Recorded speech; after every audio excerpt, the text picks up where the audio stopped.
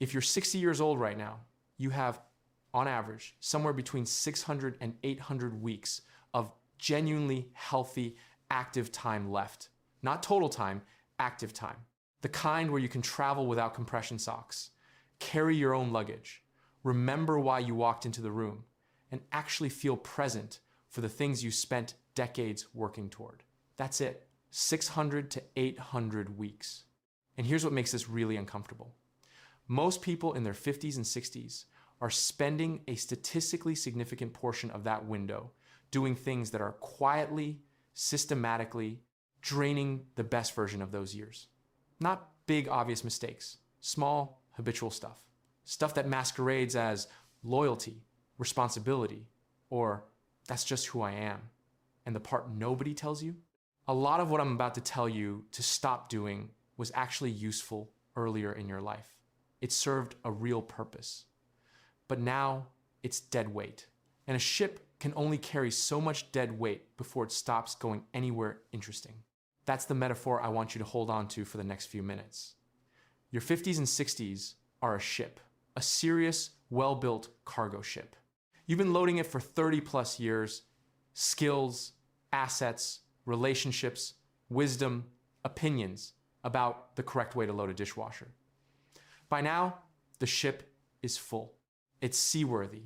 It could go almost anywhere, but you've also, without meaning to, loaded it with ballast, dead weight that was useful in rough early water.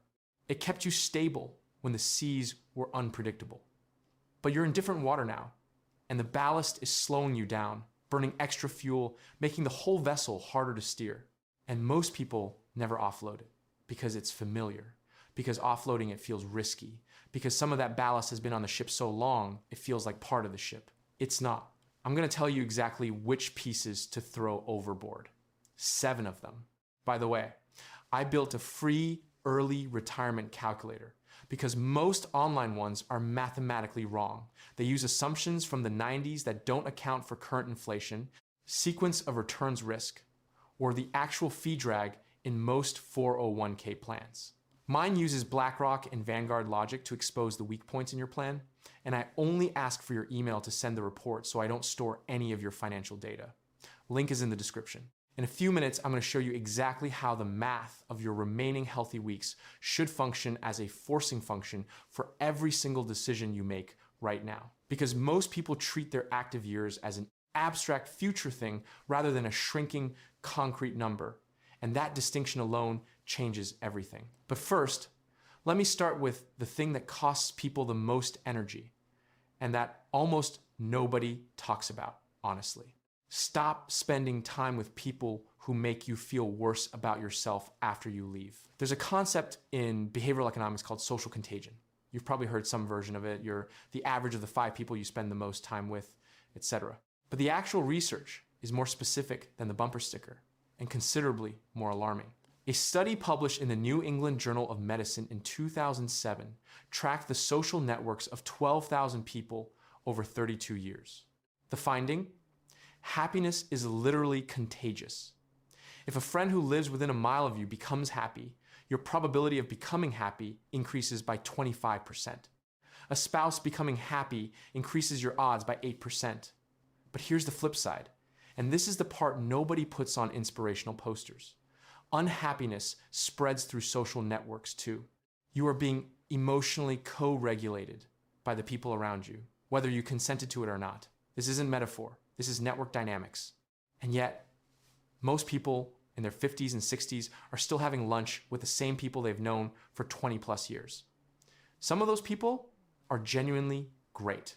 Some of them are, and I say this with complete affection for the complexity of long-term human relationships, energy vampires who've been running on your power grid since the Clinton administration. You know exactly who I mean. The one who turns every conversation into a complaint session.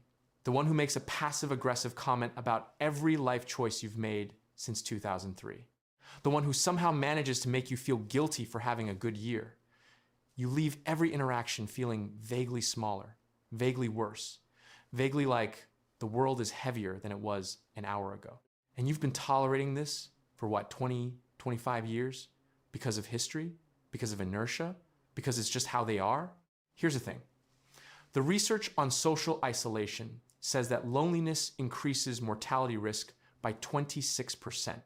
People cite that to argue you need more social connections. And they're right, but the argument only works if quality doesn't matter. It does. A chronically toxic relationship isn't neutral. It's not 0 calories. It actively costs you every time. It is ballast. Offload it. I'm not saying ghost everyone who has ever annoyed you. That's not a strategy. But if you have a relationship in your life that consistently leaves you feeling smaller, more anxious, or more depleted, you are allowed to let it fade. You are allowed to stop calling back as quickly. You are allowed, at 60 years old, to be honest about your time. And if you've been carrying someone else's emotional chaos for decades and you feel guilty about stepping back, I want you to notice something. That guilt is also ballast. Now, let me introduce you to someone I'm going to call Dale. Dale is 61. He lives in Scottsdale, Arizona. He has a net worth of about $1.2 million, a paid-off house, a pension from a 30-year career in manufacturing management, and a 2022 Toyota Camry he describes as perfectly good. Dale is, by every measurable standard, in genuinely solid shape. And Dale has not done anything new in 6 years. Same 4 restaurants, same golf course, same 5 friends from work, 2 of whom he doesn't particularly like. Same news consumption diet that has been making him vaguely furious since 2016. Dale thinks his life is stable. Dale's life is stagnant. And in about 3 years, he's going to feel the difference right around the time the comfortable numbness of routine stops feeling like peace and starts feeling like something harder to name. I'll come back to Dale. Stop resisting change like it's a personal attack. I want to tell you about Howard Moskowitz. Howard was a psychophysicist hired by Pepsi in the 80s to figure out the perfect amount of aspartame in Diet Pepsi. He ran hundreds of tests, gathered meticulous data, and then he noticed something the entire food industry had missed. There was no perfect amount of aspartame. There were clusters of preference. Some people liked it weak, some liked it strong, some liked it in between. The question, what does the customer want, was wrong. The right question was, what do different clusters of customers want? Howard tried to tell people this for years. Nobody listened. Then he got access to Campbell's soup and the spaghetti sauce industry, and within a few years, he rearranged how America thinks about consumer products entirely. There are now 45 varieties of ragu because of Howard Moskowitz. The reason I'm telling you this is not the spaghetti sauce. It's Howard's decade of resistance from the industry. They didn't resist him because his data was wrong. His data was impeccable. They resisted him because his conclusions required change.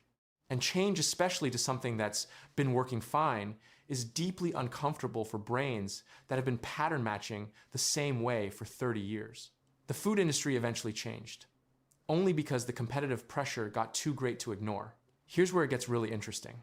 In your 50s and 60s, there's no external competitive pressure forcing you to adapt. Nobody's gonna fire you from your own life, which means the resistance to change runs completely unchecked unless you consciously choose to override it. And the most seductive form of that resistance isn't, I won't change. It's, I'll change later. It's, things are pretty good right now. It's the snow globe.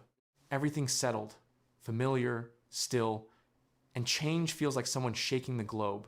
Messy, disorienting, pointless. But you know what happens when snow globes never get shaken? The snow settles permanently. Nothing moves. It just sits there, still and silent and technically fine.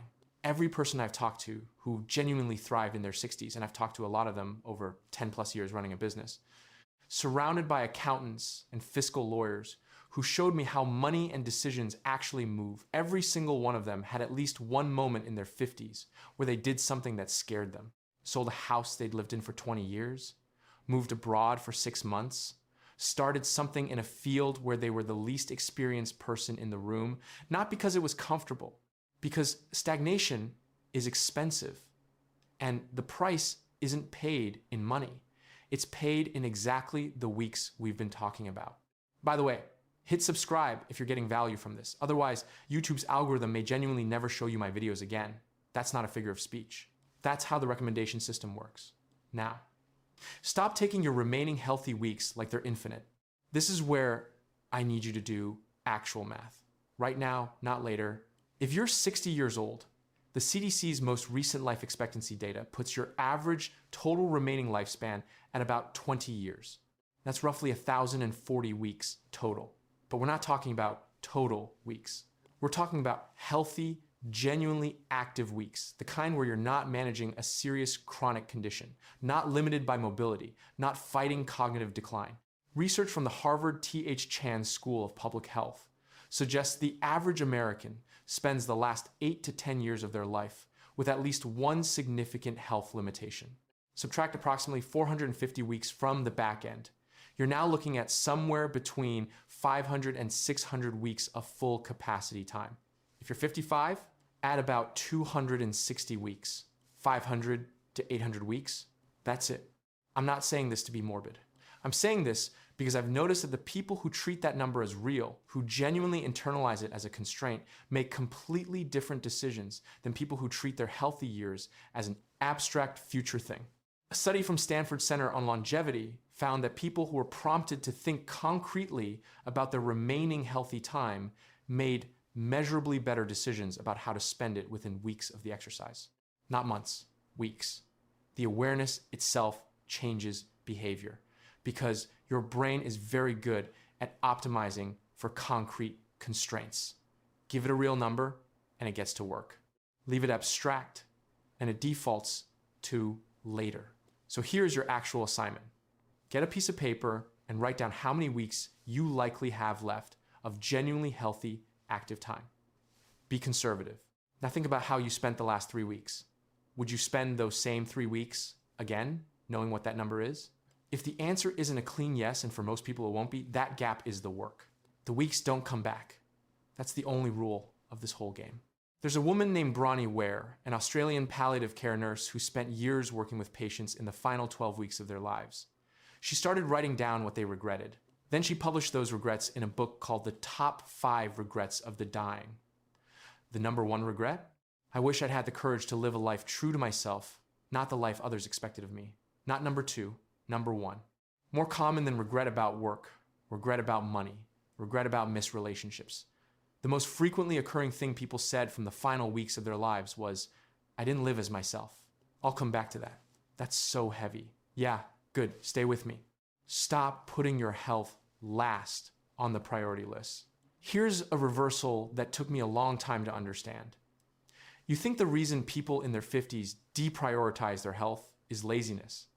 It's not laziness, it's status optimization. And it's been running so long, it's invisible. Human beings are deeply social creatures. For most of evolutionary history, survival depended on status within the group. Status was maintained through being useful, being available, being the one who said yes.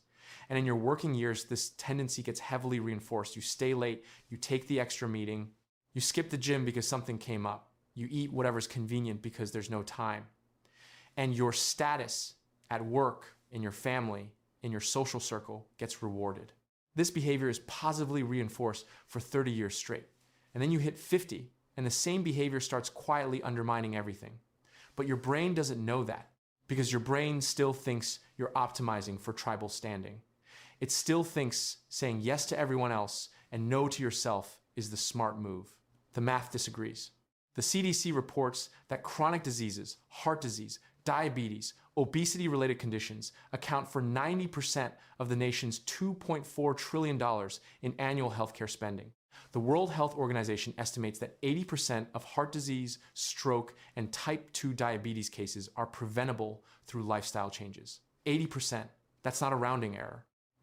We know exactly what causes this, and we are collectively choosing not to address it territory. And the lifestyle changes that prevent most of it? Sleep, movement, nutrition, stress management, none of which costs significant money, all of which costs time and intention. Time and intention that people in their 50s and 60s are still redirecting toward everyone else. And here's the compounding problem, and yes, I use compounding deliberately, because it works identically to financial compounding. Every year you delay prioritizing your health, you pay a steeper price to recover.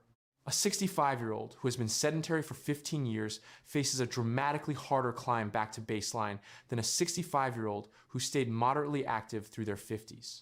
The compound interest of neglect accrues the same way the compound interest of discipline does, just in the opposite direction. And it is remarkably unforgiving.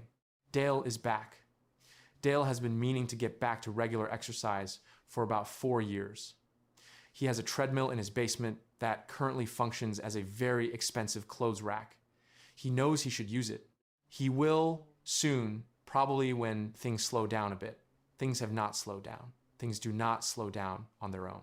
And while Dale waits, he is losing weeks of future healthy time every single month while having more discretionary time right now than he's had since his 20s. The resources are there, the time is there, the intention keeps not being there. This is the trap. But I don't have time for the gym. You're 60 years old. Your kids are grown. Your mortgage is likely paid or nearly paid. Your career is at a phase where you control more of your schedule than at any point since you started working. You have time. You have a time allocation problem. Those are different problems with different solutions. Now here's something nobody mentions about this but should. Stop dragging your regrets around like carry-on luggage you never check. A 23-year-old college dropout walks into a hardware store in 1984. He needs supplies for a new project. The hardware store owner looks at him and says, kindly enough, that's a long shot idea, son. The dropout is Michael Dell. He builds Dell Technologies anyway. By the time he's 40, the company is worth $25 billion. Now, Michael Dell did not get there by replaying that hardware store conversation in his head for 20 years. He processed it. He moved. Most people do not do this. Most people are running a highlight reel of their regrets on a continuous loop. The business they didn't start, the investment they didn't make, the relationship they didn't fight for, the risk they were too cautious to take in their 30s when they had more runway. And here's the insidious part. Regret is not neutral. It's not like nostalgia, which is mostly harmless. Regret actively degrades your ability to make good decisions right now. Research from the University of Illinois found that people experiencing intense regret consistently underestimated their own capabilities and were less likely to take reasonable risks in the present. Regret doesn't just punish you for the past. It taxes the future. Here's the thing about being in your 50s and 60s. You've made a lot of decisions. Some of them were wrong. Some of them were the right decisions that turned out badly because of circumstances you couldn't have predicted. Some of them you made with bad information. Some you'd make differently today because you are a different person today, built from more data and more experience. None of that is arguable. All of it is finished. The question is not whether you should have made different choices. The question is what you're doing with the choices in front of you right now, today, this week. That's the only question that still has leverage. Regret is ballast. It weighs exactly as much as you let it. Let me give you a realistic scenario, because this stuff lands differently with actual numbers. Take someone we'll call Marcus. He's 58, he's got about $340,000 in his 401k, which sounds reasonably solid until you notice that his plan's expense ratio has been running about 1.2% annually for 15 years. 1.2% sounds almost like nothing, but over 15 years, on a balance that averaged $200,000, that fee drag has cost him approximately $85,000 in lost compounding. Not in fees, paid in opportunity cost. The compounding he didn't receive because that capital wasn't working for him at full capacity. He is now 58, planning to retire at 65, wondering why his projections feel persistently off. That's why. Not because he didn't save enough, because the overhead was too high, quietly, for too long, and nobody put it in front of him in plain language. Here's what Marcus does now. He moves into a low-cost index fund structure, drops his expense ratio to roughly 0.05%, which is what a Vanguard total market index fund actually charges. As of early 2026 and over the next 7 years, the compounding difference is tens of thousands of dollars. Not through any complex strategy, not through any trading insight, through eliminating dead weight. Now here's the part that makes me laugh in an amused disappointment sort of way. Marcus is also sitting on 2 relationships from his late 30s that cost him approximately 4 hours per week in phone calls that leave him feeling anxious, guilty, and somehow responsible for other people's poor life management. He keeps both relationships because of history, because it would be weird to change the dynamic. What those 4 hours per week actually cost over the next 20 years of his active life in mental bandwidth, in redirected energy, in the slow tax on his mood and decision-making quality is not a small number. Time compounds too, just not in the ledger most people are watching. Marcus spends more time per month researching which streaming service to cancel than deciding whether those phone calls still make sense. The streaming service is $14 a month. Run the math on what the calls are actually costing. Stop performing a version of yourself that expired about 15 years ago. There's a concept in social psychology sometimes called self-concept freezing. The research behind it is this. As people age, they tend to lock in a version of their identity that formed during their peak social years, usually somewhere in their late 20s to early 40s, and then maintain that version out of habit and familiarity long after it stops reflecting who they actually are or what they actually care about. They keep the persona. Like a company running the same ad campaign, not because it's effective, but because updating it seems like a project nobody got around to. The average person in their 50s is performing an identity that was curated for an audience that has largely moved on. The opinions they present at dinner parties, the professional image they maintain, the way they describe themselves, the things they publicly claim to value versus what they actually spend their private time thinking about. It's slightly stale, and the performance, the ongoing maintenance of who you've decided to be is exhausting in a way that's hard to name because it's so constant that it registers as background noise rather than active cost. You know what the #1 regret was in Bronnie Ware's research? Living a life that other people expected instead of your own. And the insidious part is that by 55, the people who set those expectations may not even be in your life anymore. You might be performing for an audience that left the theater a decade ago. The fix isn't complicated, but it is slightly uncomfortable. Start noticing where your stated preferences and your actual behavior diverge. If you tell people you're a wine person, but you pour yourself a cold beer the moment nobody's watching you, like beer. If you say you prefer fine dining, but you're genuinely happiest at a good diner with strong coffee, you like diners with strong coffee. These sound like trivial examples. They're not. The pattern scales up to everything. The career you maintain because it fits a brand you built in 2008, the social circles you stay in because leaving them would require explanation, the hobbies you reference but never actually do. None of this is unique to you. It's nearly universal, but it eats weeks, and you've established you don't have unlimited weeks. The happiest people I've encountered who had serious money and serious freedom, not the richest, the happiest were almost always the most authentically themselves. They'd had one moment, usually at some cost, where they stopped performing, stopped justifying, started making decisions based on what they actually wanted rather than what the decision was supposed to signal to an observer. And they described that moment the same way every time, like putting down something heavy you didn't realize you were carrying. That's the ballast. Dale has a strong opinion about wine that he formed at a corporate dinner in 2007 and has been repeating in social situations ever since. Dale does not particularly enjoy wine. Dale likes beer. Cold beer, ideally, while watching football. But Dale has been performing wine guy for 18 years because it fit the image of who he was supposed to be at that stage of his career. The company he built that image inside has since been acquired twice. The colleagues he performed for are scattered across 3 states. Nobody from that audience is watching. Dale needs to drink the beer. But here's what nobody is telling you about this next one. Stop dismissing new technology like it's a personality trait. Here's the thing about technology resistance in your 50s and 60s. It's almost never actually about the technology. It's about status. Admitting you don't understand something new feels like a demotion. It feels like the world moved faster than you, and if you reject the thing the world moved toward, you can sidestep the feeling of having been outpaced.